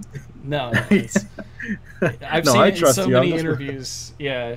Okay. Every time he gets interviewed, they ask. Right. Then yeah. It's always it's still that first half of 2018, and hasn't changed. It's Crocodile. not going to change. If it ever does change, though, you can, count on us to tell you right away and explain why and all that. But literally everything right now is pointing to all of our schedules being met, and I'll be the first one to let you know if that changes or why. So that October 25th time window you mentioned, that's separate from the regular Kickstarter update schedule, I'm assuming. Yeah, that time window is specifically for that announcement. Don't take that as a Kickstarter update time window or anything like that. That's just specifically for that one cool thing that I hope I can announce before the end of the month. Right. So by this time next year, we'll be playing Bloodstained? Yeah, should be. Yeah, definitely. No, by this time next year, you'll definitely be. Ben has been with us on every October. This is his third appearance on the podcast, and he's faithfully shown up for us every time to always touch base and let us know what's going on in his world. It sounds like things are going really good with DanGen, which I've been mispronouncing, just because I thought on Twitter it was named after Dandy Gentleman, but apparently I was wrong on that one. It's based off a Japanese word. But I really appreciate Ben spending all this time with us and faithfully coming to us every single year. Next year, the game will be released. We'll see if we can't get him back. Yes, thank you, Ben, very much. Thank you. It's very awesome. You're right. It was based on Dandy Gentleman initially, since also target Japanese audience. DanGen, which means like words of conviction, is the way that we ended up. Again, anybody follow me over there at DanGen_int, and we definitely appreciate any feedback, any geeking out, and I hope next year us to be playing this game together and geeking out about how awesome it is. Yeah, well, we wish you the best of luck with all the indies that you help out with DanGen and what you continue to do with DDM. So thank you so much for joining us, Ben. I don't know if you expected us to keep you this long, but I really appreciate you coming out. Is there anything else that you wanted to share with us? Nope, just that you guys are the most awesome gaming community I've ever had the pleasure to know, and keep that positively moving forward. Super awesome to see the excitement. Awesome. All right, man. Well, thank you so much. We'll go ahead and let you go. And okay. Everyone, thank you for joining us and joining Ben here. It's great to see so many people in the Discord chat and on Twitch. It's really cool to see everybody come out. So thanks again, Ben. Thank you as always, Angel. I hope that you'll be part of many more podcasts to come. And I appreciate Brent also fielding questions and adding his flavor here too. Definitely. It's always a pleasure to be a part of this community. It's always an honor, really, be in this role and serve you all, serve myself, fan just like anyone else. So, just thank you to everyone. Really, thank you to you too, Mike, for you and the entire moderation team. Yeah, purify everyone. Also, Enkeria has been posting great pictures and stuff in the Discord chat as we've been talking, so I think he deserves a special shout out. And oh yeah, definitely. And Gunlord for also making a backup just in case none of this recorded. And actually, Enkeria deserves another shout out. Thing that if people see that cool kind of customized Discord Magic Crystal logo that's on some of my stuff, like actually it's on all of our official signatures on the forum. I didn't know some other places. Yeah. Actually, literally in a few seconds, I was like, "Hey, I'm thinking of making this little logo. What do you think?" And literally, like 30 seconds later, Enkeria was like, "Here you go." Nice, man. Yeah, he's amazing. He's made a lot of cool stuff for Mike Tendo, PC Tracks. I know PC Tracks is listening tonight. He's doing great. He's improving his speed runs on Symphony of the Night. But yeah, man, Enkeria is a very helpful guy. And before everyone heads off to sleep, I'll throw this out there just to kind of teach people who bow out early a lesson. I will give one more tease. I can't say when, but there's a very big, very desired announcement coming very soon. And I say that now because I learned my lesson about saying things are coming soon when they're not, coming soon. Everyone has a different soon. Soon means different. Yeah, let's just say that I've limited my soon to a few months at maximum, and this is less than that in this case. So I think everyone can kind of what I'm talking about when I say it's something that everybody wants. And yeah, they should look forward to it, because that's, as much as people want it, that's not even the most exciting thing coming. Whoa. All right. The hype train's in full motion. Well, thank you, Angel. Thank you again, Mike, and Ben as well. We're not going to hear a Ben Judd wolf howl this year to get us in the mood for Halloween. Come on, Ben, you still there? I am, but I have a beautiful 6-year-old who is sleeping literally right next to me. Oh, no. Probably create nightmares for her. So since she's visiting my folks, we're going to have to do without it. Baby one. Oh! Well, we appreciate the baby howl. Oh, man. Okay.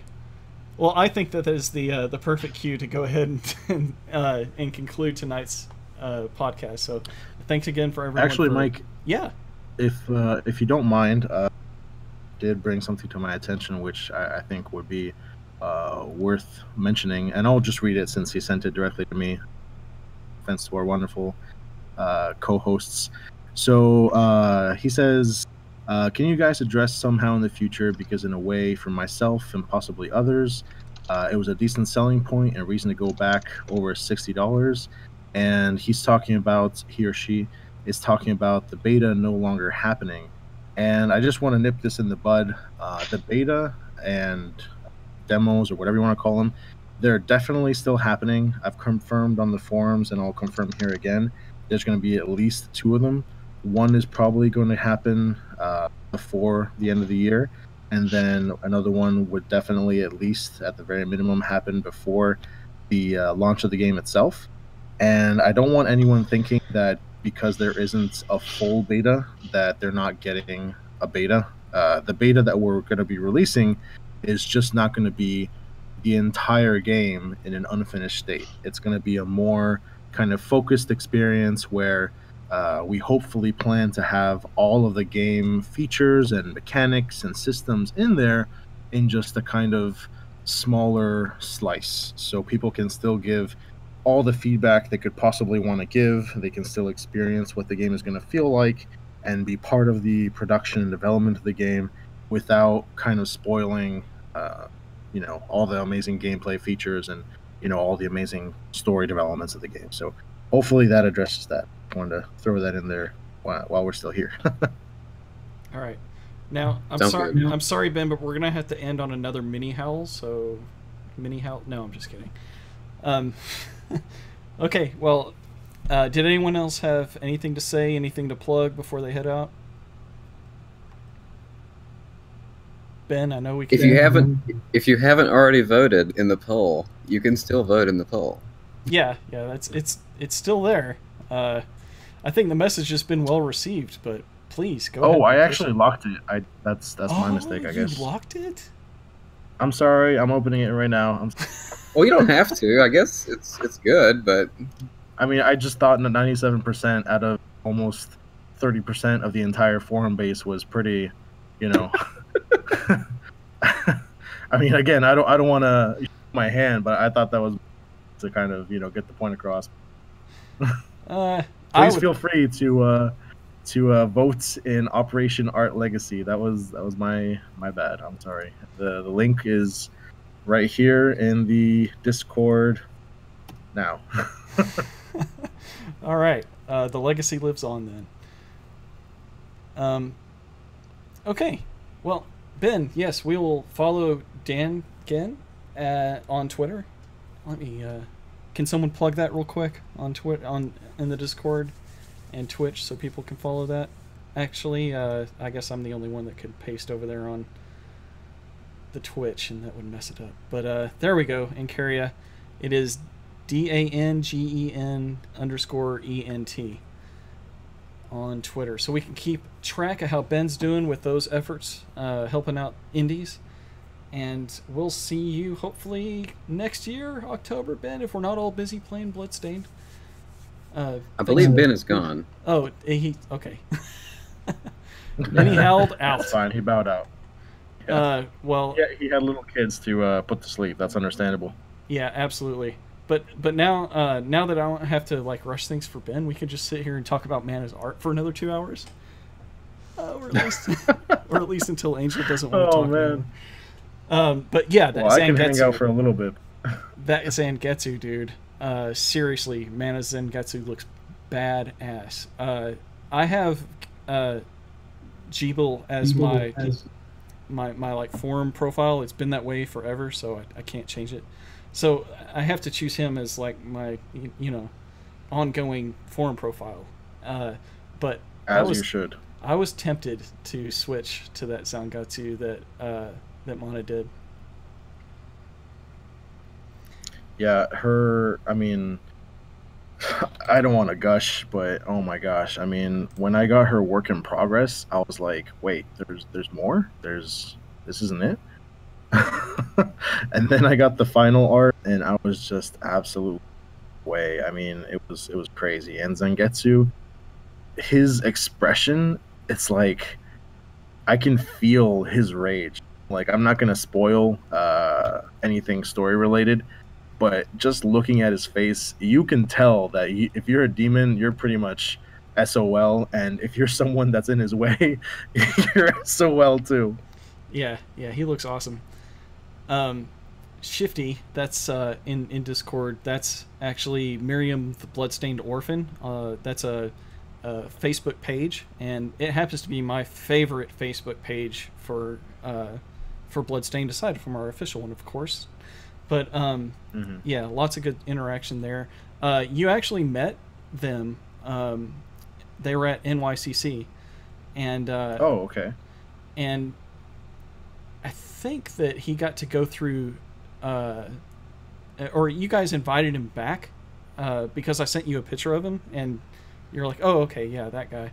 So yeah, in the Discord chat, you can see that. Oh, sure.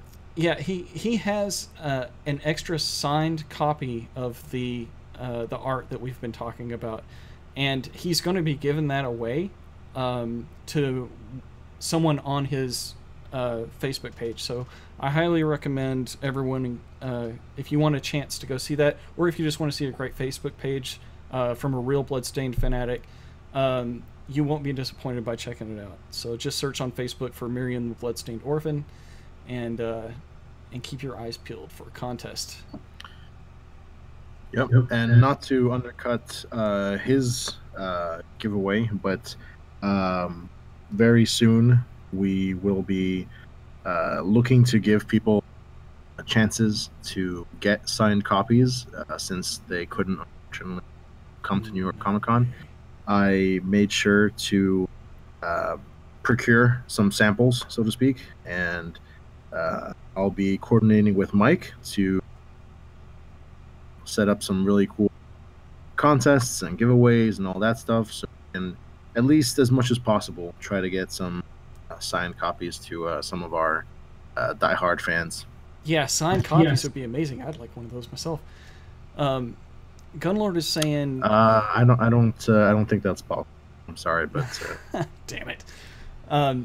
Is there time to buy into the Bloodstained beta? I know that the Slacker Backer stuff is still open. The beta is part of one of those tiers that are below 500. So will beta codes go out to people? Absolutely. Yeah. So yeah, people can still get in on the beta if they go in back.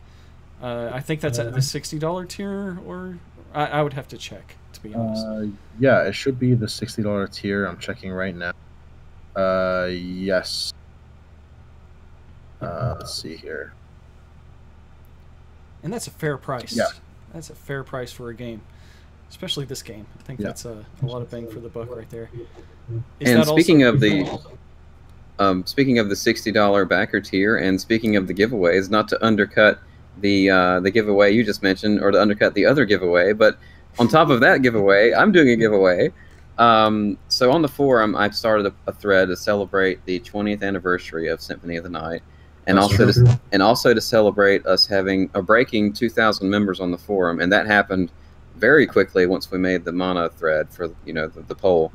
And what I'm doing there is, yeah, it broke a lot of things, but what I'm doing there is having people share their experiences with Symphony, and what was special about the game to them, memories they have of it, and how they think that might connect their experience to Bloodstained, and what they're kind of looking for in Bloodstained, and how they relate the two experiences together so far. So just give me your story there, and that actually closes tomorrow, and the winner will get $60 worth of either the backer copy of the game or the equivalent Fangamer t-shirts or Sanchi stickers and pins, whichever you want. And don't worry about shipping. I'll take care of that, and it's just something I wanted to do to celebrate, because as we all might have noticed, Konami didn't do anything for Symphony's anniversary, so we're going to try to do something here. It's okay. We did something instead. Yeah. We're doing a big something. It's called Bloodstained Ritual of the Night. That's no, I mean, if you noticed, if you go back and take a look at when Mana's art was announced, you'll notice something interesting. Yeah, it's the 20th anniversary on the date. We thought that might have just been coincidence, but hey. Really? Oh, is that what that was? Mana thought it was coincidence because I brought that up on the forum, and she was like, "Oh, it just worked out that way." Oh yeah, I'm sure that's exactly what happened. Good job, Angel. Well, that's very generous of you, Brent. Thank you. Thank goodness for those coincidences. Whew. Brent, that's very generous for you running that contest. Thank you very much. Yeah, definitely. It's I know it sounds just to say thank you, but it's things like that. It's things like all the cool fan interactions, whether it's giving away actual money value things or creating cool assets or even just talking on Discord and everything. This community, it's like I really feel lucky and blessed to be working for such an amazing community. I know Ben said it, and I'll say it again. I'll mirror it. I mean, I've worked for communities that are less than idyllic, let's say, and to have this community here, even though kind of like early phase of the marketing campaign and everything, I mean, I'm really lucky and hoping and encouraging everyone to keep the interactions up, because there are some really great people here. I've already made a lot of cool friends, and I encourage everyone to, if maybe you're a lurker and you're a little hesitant, jump into the water because it's nice and warm, and the waves aren't too strong, and a lot of nice people here. Yeah. So Gunlord just passed a question about staggered content. Is that still being looked at? No confirmation yet, I'm assuming. Oh, well, if this wasn't already said before, I know there was some concern because during some interviews or something, there was discussion about considering staggered content. But I can tell you from, personally, and also working with my producer, his name is Carlos. He's an awesome guy that really knows his stuff. The number one priority that we're harping on is to deliver a full, complete game that's as polished and as excellent as possible, that meets as many expectations as possible. And we are not planning at all to release certain stages or certain bits and pieces of the game at one point and then another just to say that we met our deadline. So that kind of flies in the face of my previous confirmation of the release date, but it's a separate thing because right now everything is on track and confirmed for first half of 2018. But I can also confirm we're not going to be doing staggered content. There may be some minor things that may be pushed to like a month after launch, like I don't know, maybe there's an extra mode that we wanted or something. Or Goofball but as DLC. far as the for DLC and stuff like that. But as far as the actual game, we want to release a full game that's polished, that's satisfying, that's finished, that that you start and then you finish, and that you don't end up saying to be continued, or oh, okay, it was great, but I can't give it a full review score because we still have to wait XYZ or whatever. So yeah, it's Enkeria saying patch it. Yeah, we are not some other publishers that will remain unnamed. We're 505 Games, and we may not be the biggest one out there, but we believe in quality. And I'm sorry if that sounds like commercial, but that's the way it is. So come what may, we are going to release a full, complete game. Awesome. Okay, well, I think the understanding when people were assuming staggered content was just for the modes, like classic mode, roguelike mode, speedrun mode, online challenge mode, XYZ mode. I think that was kind of the understanding, as opposed to game content like the inverted castle being locked behind the staggered content or something. Oh, okay.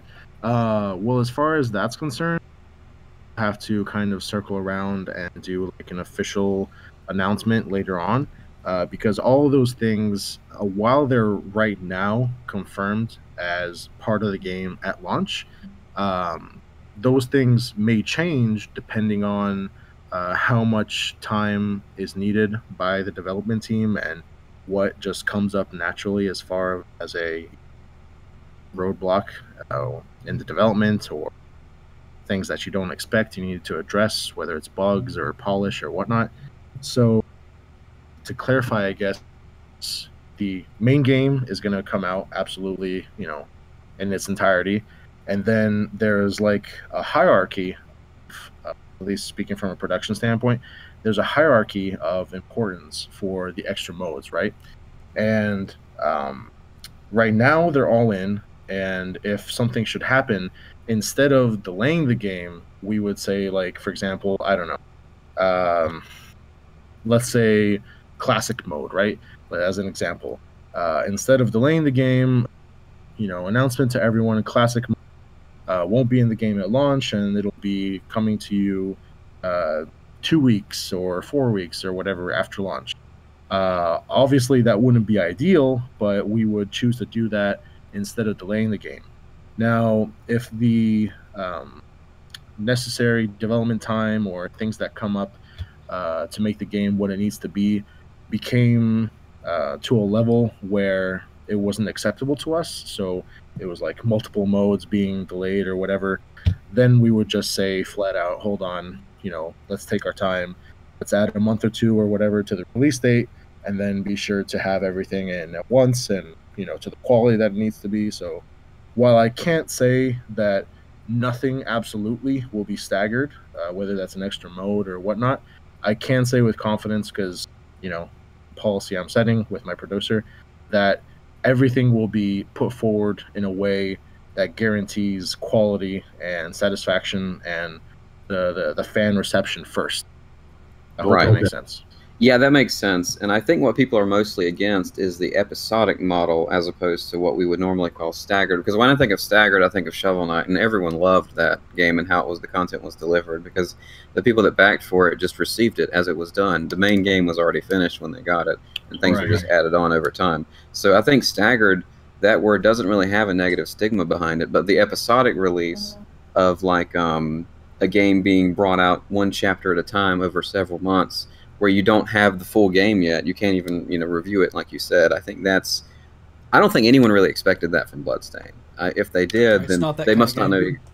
No, it's not that kind of game. It wouldn't really. Well, you would be surprised. There are always people out there, and even some people that, in their defense, aren't aware really of like the content of Bloodstained and what really makes it what it is.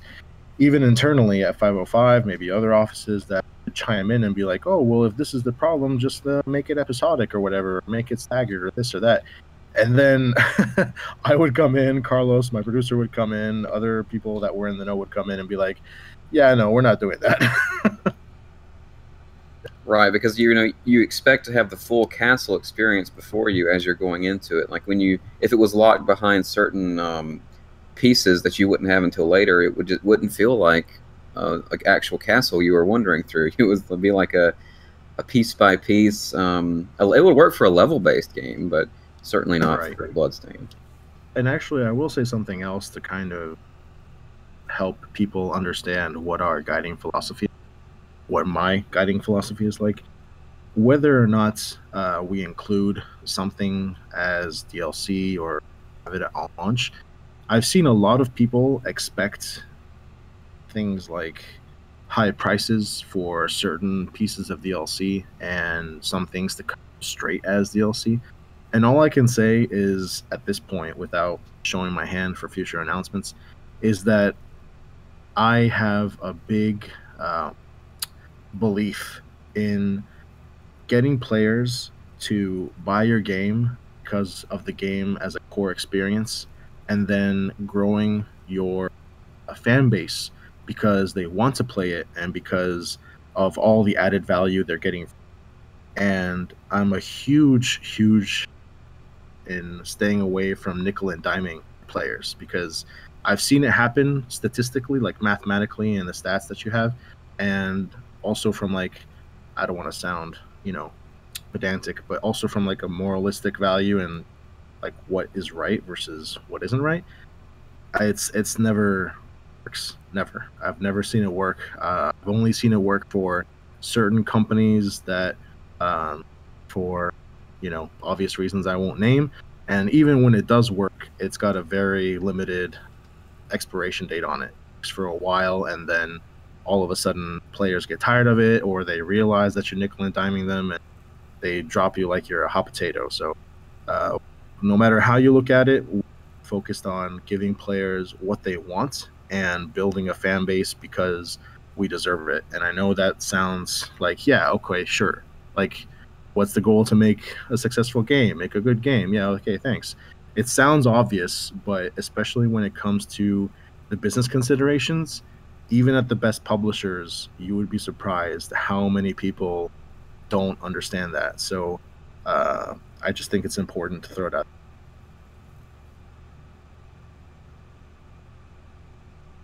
I like it when the publishers have this mindset. It's a very good sign, people. I like what Bloodleak says on the Twitch chat about, I think we need wall tacos next time after we're tired of Wall-Mac. I would be good with wall tacos. Who doesn't like tacos? I would even go so far, it may be, a bit repetition. Where's my wall lasagna? Wall lasagna. Oh, you want to keep it in the Italian range, I see. I mean, I'm just saying, if we're starting off Mac and, we got to progress exponentially, right? Get that bigger HP boost. Wall Mac is fine, but then wall lasagna's got that meat in there, so it's technically also wall meat. So best of both. Aren't you like natively Italian, Roberto? Don't. That's not important. That's not. He's angelic. He's a celestial being. Oh right, he's an angel. Oh right, gotcha. Yes. We don't have, or we do, but we. Well, that Taco Tuesday. I don't like the way the meat's just kind of at the rear end of that taco, so we're not using that one, Lestroth. But thank you. Oh, that's kind of gross. Oh my. Oh man, that's yeah. But speaking of DLC and what the fans want and all that, and going back to Goofball, an old idea I considered for all that is, he's the armor guy won the poll for the familiars, and so that's the promise that IGA made, that then he has to deliver that character as a familiar in the game, as opposed to the fairy and Goofball and the Reaper. But say, for instance, Goofball was a familiar DLC, and you could pay for him after the fact, and that would be separate from the familiar that was promised to be included in the game. So if that was possible, I think that would work out pretty well, right? Yeah, that's what I'm saying. Oh man, so I am going to abstain from answering on this, just because if I did, I would have a very tough time on holding back things that I'm not supposed to talk about yet. So I will just say that sounds like an interesting observation, and to look forward to future announcements. I'm just talking out loud, so don't mind me. Thanks. Yeah. Brainiac's right. I will not rest until I get my goofball. I'll have to mod him in there myself. Someone was asking about mods earlier, and I gotta say, man, on the last podcast, Angel, you really got my hopes up for mods. I really hope that we see some things that break our expectations, as long as it's not in a bad way, because we have good expectations too, you know? Like the last demo was kind of moddable. All I can say, unfortunately, things haven't changed as far as what I can say at this point. All I can say is that I am always working very hard for all of you and all of us current and future Bloodstained fans, whether that's on the weekend or at night or on my time off. Just look forward to things to come. I don't know if you happened to see Mike Tendo's video that he did of going and meeting Iga and everything, but he stopped by the Konami booth and kind of turned the camera around. The only thing they had up there was Yu-Gi-Oh cards, not a single video game. It was very sad. Yeah, so it was actually kind of interesting. It's not my place to talk about because it's not my story, but actually no, there is one story that is my place. Well, so one of the Konami guys did come by our booth, and I was with my colleague. His name is Shant, cool guy, very nice, and it was a very interesting interaction because he came by, he was wearing a Konami shirt. We're like, oh, it's such a pleasure. We were absolutely. I told my guys all in advance. Even if you don't feel this way, you show anyone that comes from Konami the same respect and courtesy as I'm sure you would. And I didn't even need to tell them because they were all already on the same page as me. So we were super nice and, super kind of like, oh, try to be friendly. And you're from Konami. Great. Have you heard of the game? IGA-san? And I don't know who he was.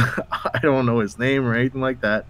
But he just kind of looked at us and gave us that like anime grundly nod acknowledgement and then walked away. And my colleague and I just looked at us like, what the hell just happened? I don't even. So yeah, that was that was interesting. And that's when he slipped. So that's when he slipped the 12-year-old $5 bill and said, run by this booth and say Mighty Number 9.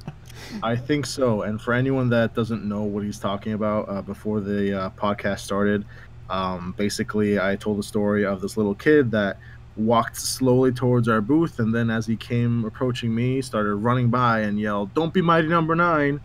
And I was just left with this face of like, what the hell just happened?